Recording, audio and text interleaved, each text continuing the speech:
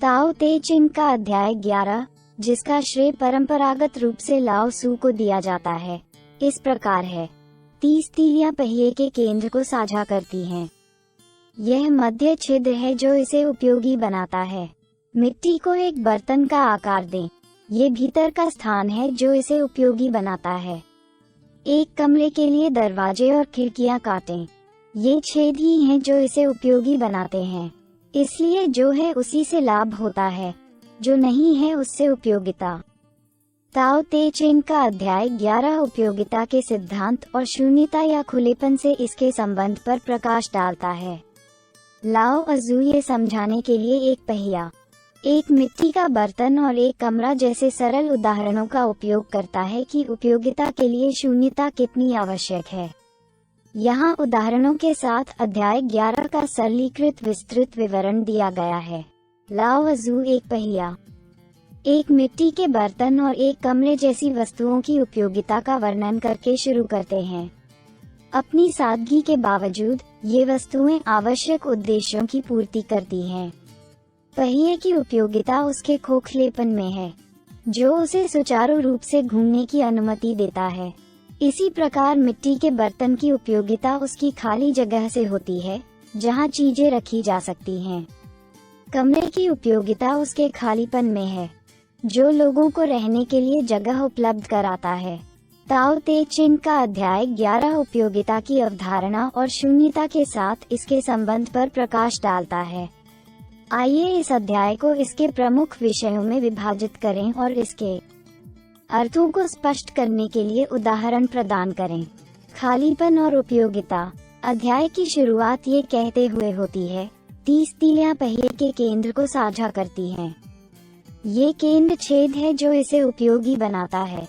पहिए की यह कल्पना पहिए की उपयोगिता को सुविधाजनक बनाने में शून्यता, केंद्रीय छेद के महत्व को दर्शाती है। खालीपन धुरी को सम्मिलित करने की अनुमति देता है, जिससे पहिया घूमने और अपने उद्देश्य को पूरा करने में सक्षम होता है। केंद्र में शून्य के बिना पहिया एक ठोस द्रव्यमान होगा और इस प्रकार अनुपयोगी होगा। उदाहरण, एक कप के बारे में सोचो। ये कप के अंदर का खालीपन है जो इसे तरल पदार्थ रखने के लिए उपयोगी बनाता है। भीतर की खोखली जगह के बिना कप अपना उद्देश्य पूरा नहीं कर पाएगा। खालीपन को गले लगाना। अध्याय जारी है। मिट्टी को एक बर्तन का आकार दें। ये भीतर का स्थान है जो इसे उपयोगी बनाता है। यह कविता मिट्टी के बर्तनों के रूपक का विस्तार करती है। इस बात पर जोर देती है कि यह बर्तन के भीतर की खाली जगह है जो इसे उपयोगिता प्रदान करती है। फिर केवल रूप या पदार्थ पर ध्यान देने के बजाय शून्यता के महत्व पर ध्यान केंद्रित किया गया है। उदाहरण, एक कमरे पर विचार करें। ये दीवारों के भीतर की खाली जगह है जो इसे विभिन्न गतिविधियों के लिए कार्यात्मक बनाती है। इस खालीपन के बिना कमरा अगम्य और अनुपयोगी होगा। गैर अस्तित्व का मूल्य। अध्याय आगे कहता है, घर की दीवारों से दरवाजे और खिड़कियां काट दो। ये भीतर की खाली जगह है जो इसे उपयोगी बनाती है। यह कविता इस बात पर प्रकाश डालती है कि कैसे सामग्री, दरवाजे और खिड़कियां की अनुपस्थिति एक संरचना के भीतर कार्यात्मक स्थान बनाती है। ये सुझाव देता है कि उपयोगिता को आकार देने में गैर अस्तित्व या शून्यता का महत्व है। उदाहरण, कंप्यूटर की हार्ड ड्राइव के बारे में सोचें। ये ड्राइव के भीतर खाली जगह है जो डेटा के भंडारण की अनुमति देता है। शून्यता की इस क्षमता के बिना ड्राइव जानकारी संग्रहित करने के अपने उद्देश्य को पूरा करने में असमर्थ होगी। होने और न होने में संतुलन। अध्याय इन पंक्तियों के साथ समाप्त होता है, इसलिए जिसका सकारात्मक अस्तित्व है वह लाभदायक अनुकूलन के लिए कार्य करता है, और जिसका अस्तित्व नहीं है वह वास्तविक उपयोगिता के लिए है। यहाँ लाओ अजू अस्तित्व और गैर अस्तित्व के बीच संतुलन पर जोर देता है। ये सुझाव देता है कि उपयोगिता को सुविधाजनक बनाने में दोनों की अपनी भूमिका है।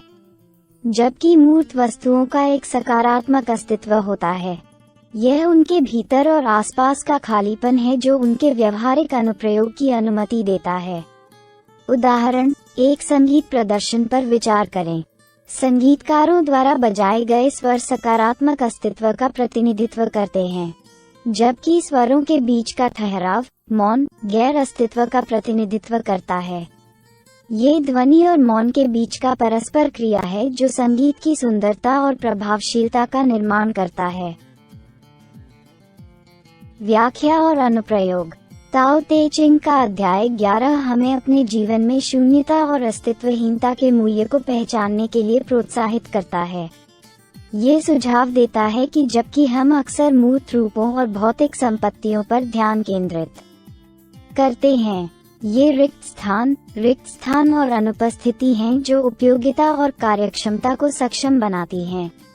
व्यवहारिक अनुप्रयोग। 1. अंतरिक्ष के प्रति सचेतनता। अपने आसपास के रिक्त स्थान और खालीपन पर ध्यान देने का अभ्यास करें, चाहे वह वस्तुओं के बीच का अंतराल हो, बातचीत में विराम हो, या आपके दिन में शांति के क्षण हो। पहचाने कि ये खालीपन मूल्य से रहित नहीं है, बल्कि संपूर्ण की उपयोगिता में योगदान करते हैं। 2. सादगी और न्यूनतमवाद। भौतिक स्थानों और मानसिक अव्यवस्था को दूर करके अपने जीवन में सादगी को अपनाएं। अधिक खालीपन पैदा करके आप स्पष्टता, रचनात्मकता और कार्यक्षमता को पनपने के लिए जगह देते हैं। 3. कार्रवाई में संतुलन। गतिविधि और आराम के बीच, करने और होने के बीच संतुलन के लिए प्रयास करें।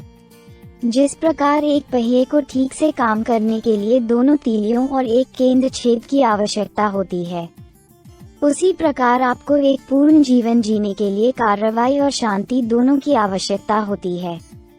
संक्षेप में, ताओ ते चिंग का अध्याय 11 हमें उपयोगिता और अनुकूलन की सुविधा में शून्यता और गैर अस्तित्व के महत्व की सराहना करना सिखाता है। शून्यता को अपनाकर हम सभी चीजों के अंतर संबंध की गहरी समझ विकसित कर सकते हैं और ताओ के प्राकृतिक प्रवाह के साथ अधिक सामंजस्यपूर्ण ढंग से रह सकते हैं। धन्यवाद। यदि आप हमारी मेहनत की सराहना करते हैं तो कृपया इस पोस्ट को लाइक और शेयर करें और हमारे चैनल को सब्सक्राइब करें।